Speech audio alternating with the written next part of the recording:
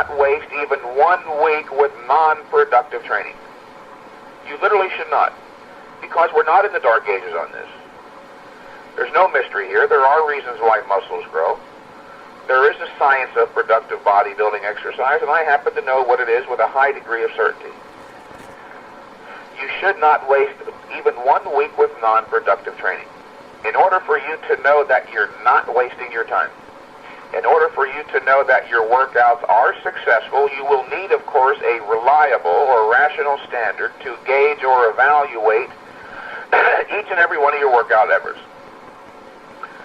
Most bodybuilders use the wrong standard for evaluating their workout-to-workout progress. I emphasize workout-to-workout progress. The standard they use is body weight increases. I know of bodybuilders, I was myself a bodybuilder who did this. I know bodybuilders who every time they walk into the gym, the first thing they do is step on the scale. If they're not gaining weight every workout or every week, then they suspect something is wrong, and in most cases something is wrong, but it's not necessarily the fact that they're not gaining weight. Don't evaluate your workout-to-workout progress by the standard of body weight increases, because muscle growth on a daily basis, even at best, is negligible. Even at best is negligible. Let's take a best-case scenario. Let's say you had the required genetics, first of all. You were going to train properly in the course of the next year, eat adequately, and gain 30 pounds of muscle. Certainly a best-case scenario. As great as that is, 30 pounds of muscle in 1 year only averages out to literally slightly over 1 ounce a day, which is not enough to register on your typical body weight scale every day or even every week. There are 16 ounces in a pound, of course. If you gain 1 ounce a day, you gain a pound every 2.5 weeks or so. And if on that given day you got a haircut and had diarrhea, you would register a weight loss. Do you see why we should not be using body weight increases as your standard for evaluating workout-to-workout progress? Ultimately, of course, most bodybuilders want to gain weight. Ultimately, but the point I'm making here is workout to workout, you want to know that you're on the right track so that you ultimately do gain muscle. Noticeable body weight increases and muscle mass increases. You cannot use body weight increases as your standard, obviously, because muscle growth on a daily basis, even at best, is negligible. The appropriate standard to use for evaluating bodybuilding progress is strength increases.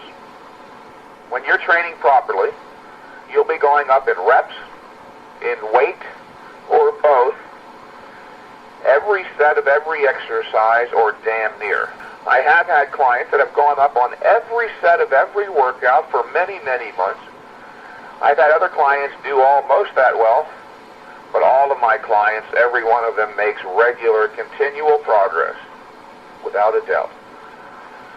Most bodybuilders don't know this, but in fact a properly conducted bodybuilding program is essentially a strength training program. What I want you to get out of this part here is that you'll be training workout to workout for strength increases and evaluating your progress in terms of strength increases. Train for strength and evaluate your progress in terms of strength increases.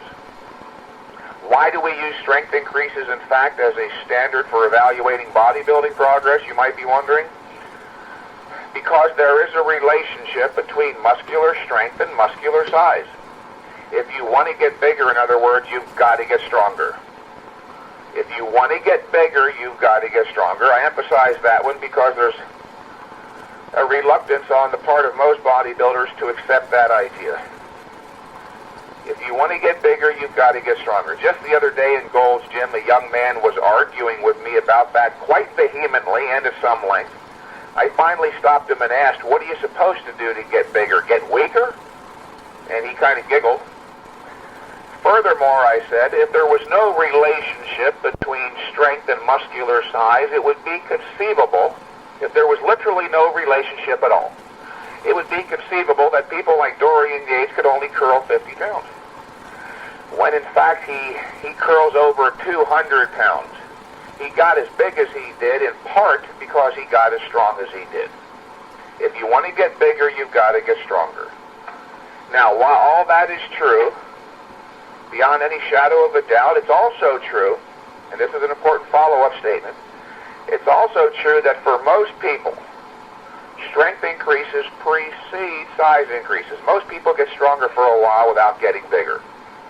But as long as an individual continues to get stronger, he'll eventually get bigger. Now, just how strong he gets, how long it takes, I can't say, because those are matters dictated by genetics. But as long as you're getting stronger, you know you're on the right track. That's true for most people, by the way. I was one of those individuals myself. I can remember in the early part of my training career especially, there would be periods of even as long as 4 months. I remember this very clearly. There were periods of months during which I would get stronger on a regular basis and not gain any weight. As a result, I grew enormously frustrated and almost gave up more times than I cared to remember.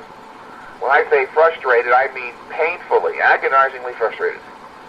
It was only years later that Arthur Jones pointed this out, and I saw it was true in so many cases, that for most people, strength comes first.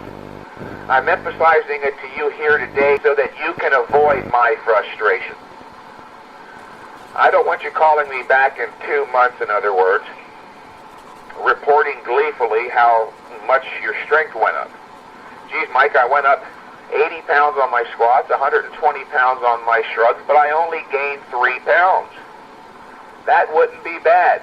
If you were to gain 3 pounds every 2 months, of course, by the end of the year, you'd end up having gained 18 pounds, which ain't bad. Some people wonder just how much muscle that is. Take a moment and visualize sitting in front of you on your dinner table a single individual 1-pound beefsteak. Now imagine 18 of them. That would probably be enough to cover your dinner table almost. If you were to sustain that rate of growth for 2 years, of course, you'd end up gaining 36 pounds of muscle. Imagine 36 individual 1-pound beefsteaks on your dinner table. I'm pointing all this out to you today to help you gain a rational perspective on what you can reasonably hope to achieve with this and thus avoid frustration. Frustration is often the greatest hindrance to bodybuilding progress.